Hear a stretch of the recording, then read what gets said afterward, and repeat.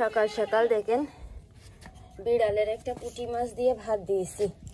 রাত্রিরে দিলাম কিন্তু রাত্রিরে খাইলো না, তাই এখন আবার দিলাম। খাও পুঁটি মাছ, খাও পুঁটি মাছ। আর এই ফ্রিজে একটু দুধ আছে,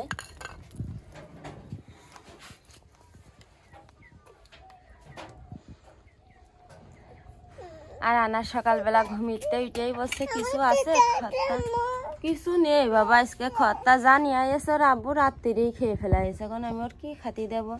ঘুমিতে উঠেই কয় কিছু আছে আম্মু, খত্তা কিছু আছে। আসসালামু আলাইকুম আমার প্রিয় আপু ভাই আঙ্কেল আন্টিরা, কেমন আছেন সবাই? আশা করি যে যেখানে আছেন আল্লাহ পাকের রহমতে ভালো আছেন, সুস্থ আছেন। আলহামদুলিল্লাহ আমরাও সবাই ভালো আছি। আমার গ্রামীণ জীবনযাপনের নতুন আরও একটি ভিডিওতে আপনাদের সবাইকে অনেক অনেক স্বাগতম জানাই।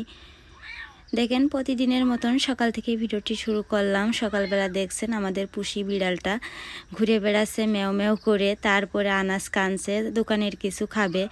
তো গতকালকে রাতে রাফির আব্বু চকলেট নিয়ে আসছে, তো সে চকলেট রাতেই রাফি খেয়ে ফেলাইছে, আনাসও খেয়ে ফেলাইছে, যার যারটা সেই খেয়েছে। তো সকালবেলা এখন বলছে দোকানের কিছু আছে, দোকানের কিছু আছে। তো আমি বলছি নেই। তো পরে যাই হোক, গোল গোল টুপা বিস্কিট ছিল, তো সেটা আনাসের হাতে দিয়েছি। ওই যে দেখেন ওর পা দেখা যাচ্ছে, তো ওখানে দাঁড়িয়ে দাঁড়িয়ে খাচ্ছে আর আমার সাথে গল্প করছে। তো যাই হোক, সকাল থেকে ভিডিওটা শুরু করতে করতে দেখেন এই যে অফ ক্যামেরায় কিন্তু অনেকগুলা কাজ করে নিয়েছি।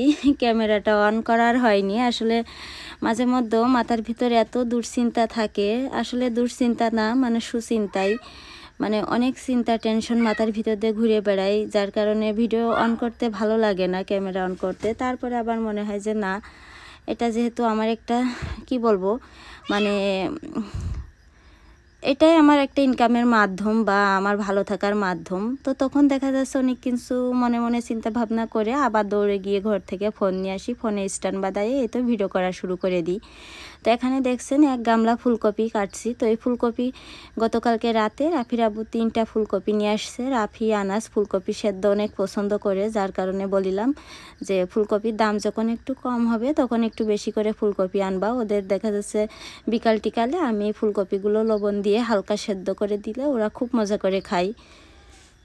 তো যাই হোক, আর এই যে ফুলকপির যে মানে যে ডাটা, তো সেই ডাটাগুলো আবার আমাদের ছাগলে অনেক পছন্দ করে। তো সেগুলো আমি ছোট ছোট করে কাটলাম, কেটে এই যে এখন ওর সামনে দিলাম। ও খুব মজা করে খেয়ে নেবে, আর ওর পেট ঠান্ডা, তো আমার সব কাজই শান্তি মতন করতে পারি। তো যাই হোক, এখন ও খাবে আর আমি টুকটাক সংসারের কাজগুলো করে নেব। তো যাই হোক, আমার প্রিয় আপু ভাই আঙ্কেল আন্টিদের কাছে আমি প্রতিদিন একটা অনুরোধ করে থাকি, দয়া করে সবাই একটি লাইক দিবেন এবং পুরো ভিডিওটি দেখবেন, ইনশাল্লাহ আপনাদের ভালো লাগবে। আর যে সকল আপু ভাই আঙ্কেল আন্টিরা ভিডিওটি আজকে প্রথম দেখছেন, তারা চ্যানেলটি সাবস্ক্রাইব করে পাশে থাকা বেল বাটনটি অন করে দিবেন, তাহলে আমি যখনই কোনো নতুন ভিডিও আপলোড দিব ইনশাল্লাহ আপনাদের কাছে নোটিফিকেশন চলে যাবে। তো আমি যখন ভয়েস ওভার দিচ্ছি ভিডিওতে, বিড়ালের ডাক শুনতে পারছেন। তো ও হচ্ছে কম্বলের ভিতরে যাবে। তো আমি আসলে কম্বলের ভিতরে নেব না, কারণ ওর একটা আলাদা একটা ঘর বানাইছি, তো সেই ঘরে ওর বর্তমান রাখছি। তো আমি যখন ভিডিওতে ভয়েস ওভার দিচ্ছিলাম, আমি আনাস, রাফির আব্বু ওরা 3জন ঘরে অনেক শব্দ করছিল, যার কারণে আমি ঘরের বাইরে বসে আমার রান্নাঘরের ভিতরে বিড়ালের নিয়ে বসে বসে ভয়েস ওভার দিচ্ছিলাম। তো যাই হোক, এই তো উঠানটা ঝাড় দিয়ে নিচ্ছি, আর প্রচুর ময়লা হয়, যে এত ময়লা যে কোথা থেকে আসে প্রতিদিন এটাই বুঝি না। তো ছাগলের খড় কাটা হয়, আনাস রাফি এটা ওটা খেয়ে উঠানে ফেলিয়ে রাখে। তারপরে আসলে গ্রামের বাড়ি যা হয় আর কি, ময়লা নেই করলেও আবার ময়লা কোথা থেকে জানি চলে আসে।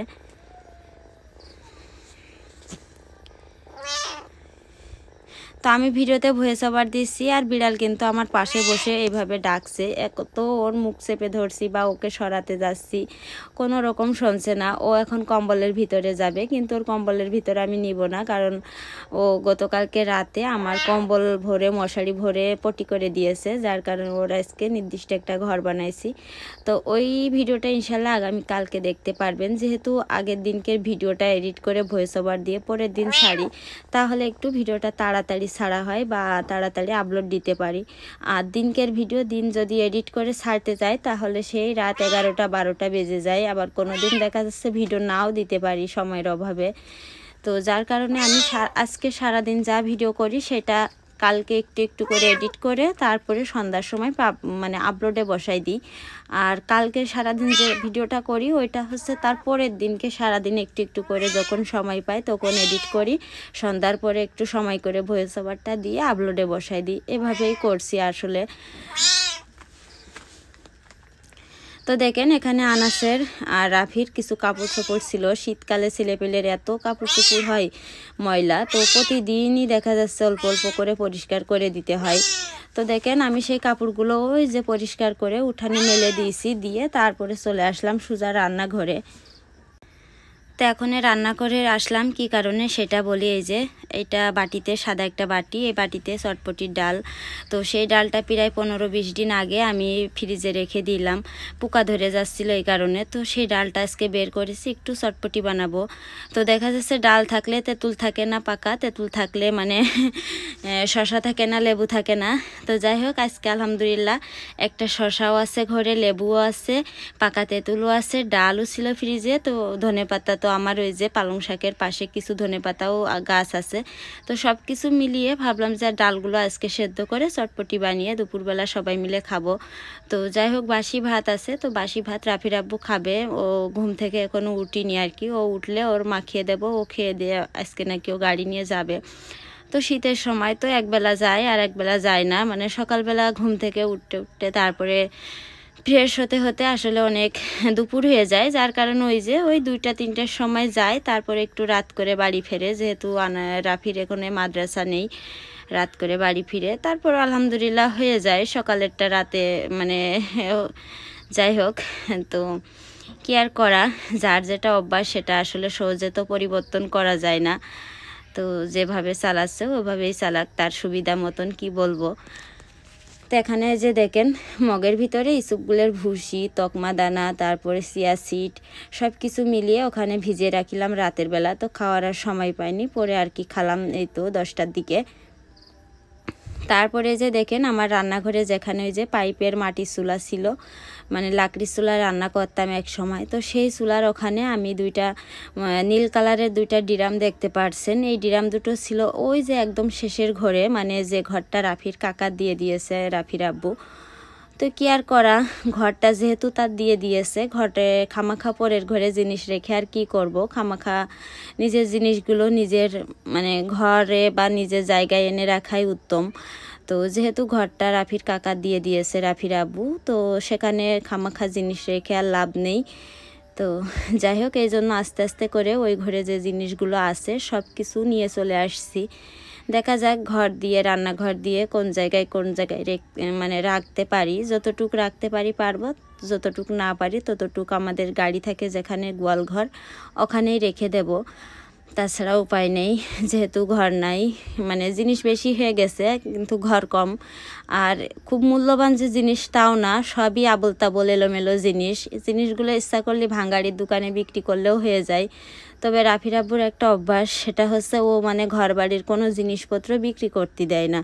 আমার কথা, যে জিনিসগুলো আমার লাগবে না সে জিনিসগুলো খামাখা, আমার এমনিতেই ঘর নেই, একটা মাত্র ঘর, সেখানে আমি এক ঘরের ভিতরে সব কিছু যদি রাখি, যে জিনিসগুলো আমার কাজে লাগবে সেগুলোও রাখি, যেগুলো লাগবে না সেগুলোও রাখি, তাহলে বলেন সেই ঘরের কি অবস্থা হয়। একদম এলোমেলো হয়ে যায়, জুংলা দেখা যায়। তখন মানে আমি যেহেতু ভিডিও করি, আপনারা তো তখন একটু হলেও রাগ করবেন যে আপনি এক ঘরের ভিতর সব রেখে ঘরটা নোংরা করে রেখেছেন বা এলোমেলো করে রেখেছেন। তো দেখেন কি করব, মানে ওই যে অনেক জিনিস আছে ওই ঘরে, যে জিনিসগুলো আমার মানে কোনো দরকার হয় না বা কোনো মূল্যবান কোনো জিনিসও না, এটাতে সেটা আবল তাবল জিনিস। তো ওই জিনিসগুলো রাফির আব্বুর বলি যে বিক্রি করে দাও, কোনো রকম বিক্রি করে না, বলে থাক ঘরে থাক, সব কিছু এনে আমার যে খাট না ঘরে, ওই ঘরের খাটের নিচে রেখে দিতে বলে। তো আপনারা বলেন ওই খাটের নিচেই জিনিস রাখলে ওর ভিতরে কত জিনিসপত্র, সাপ পোকা এসেও দেখা যাচ্ছে বাসা বাঁধতে পারে। আমি চাই খাটের নিচটা একদম সুন্দর থাকুক, প্রতিদিন আমি যেরকম মুছে পরিষ্কার করে রাখছি ওইভাবেই রাখতে চাই। আরও বলে জিনিসপত্রগুলো এনে যদি রাখার জায়গা না পাও খাটের নিচে রেখে দাও, এটা বলে। তো যাই হোক কি আর করব, দেখেন অবশেষে তো ডিরাম দুইটা বের করে আজকে নিয়ে আসলাম। ওই ডিরামের ভিতরে আমার শীতকালে লেপ কম্বল কাঁথা এগুলা থাকে। তারপরে এখনও অনেক জিনিস আছে, সেগুলো এনে আমি গোয়াল ঘরে কিছু রাখবো, আর আমার এই রান্নাঘরে দেখি কোনো জায়গায় ধরাতে পারলে রাখবো, কিংবা রাফির ঘরে যদি কোনো জায়গায় একটু রাফির খাটের নিচেই রাখতে পারি তাহলে রাখবো, তাছাড়া করার কিছু নেই। তো যাই হোক, এখানে যে দেখেন আমি কিন্তু বক বক করতে করতে ওই যে সেই আমাদের বাড়িতে যে একটা মুরগি ছিল, তো সেই মুরগিটা জবাই করলাম। বড়ই হচ্ছে না, মানে ও হচ্ছে ছোটোবেলায় বেশি একটা খাওয়া পায়নি, যার কারণে বলতে পারিনি, তো যার কারণে বেশি বড় হচ্ছিল না। তো ভাবলাম যে জবাই করে রাফির আর আনাসের জন্য তো প্রতি বছর শীতকালে চিকেন রোল বানাই, তো এই বছর তো এখনও বানানো হয়নি। অনেক দিন ধরে ভাবছি যে বানাবো, কিন্তু আজ বানাই কাল বানাই, দেখা যাচ্ছে একটা উপকরণ কিনে নিয়ে আসছি, সেই উপকরণ থাকতে থাকতে আরেকটা উপকরণ আর আনা হচ্ছে না। তো ভাবলাম যে আজকে মুরগিটা জবাই করি, তারপরে রাফির আব্বু আজকে তো গাড়ি নিয়ে যাবে, ওর বললাম যে যা যা লাগে চিকেন রোল বানাতে সব কিছু কিনে নিয়ে আসবা, ইনশাল্লাহ রাতে কিংবা কালকে রাতে বানাবো। তো যাই হোক, মুরগিটা জবাই করে রাফির আব্বু আর আমি দুইজনে মিলে পরিষ্কার করলাম, করে তারপরে এই তো মুরগিটা ফ্রিজে রেখে আসে, তারপরে ওখানে রাফির আব্বুর এই যে কাঁচামরিচ দিয়ে পেঁয়াজ দিয়ে সরিষার তেল দিয়ে ভাত মাখিয়ে দিচ্ছি, ও খেয়ে এখন গাড়ি নিয়ে যাবে। চামচ নিবা না হাত দেখো? হাত দাও। আমি খাবো। এসো এসো নাও, আব্বু কাছে এসো। তারপরে যে দেখেন রাফির আব্বুর খাওয়া দাওয়া শেষ করে মানে গাড়ি নিয়ে এখনই চলে যাবে। তো আমি যে গাড়ির এই দরজাটা ধরে রাখতে হয়, আর ওই যে গাড়ির চাকার নিচে একটা কাঠ থাকে, তো সেটা সরিয়ে দিলাম। তো এখন এই যে দেখেন গাড়িটাও বের করে নিচ্ছে।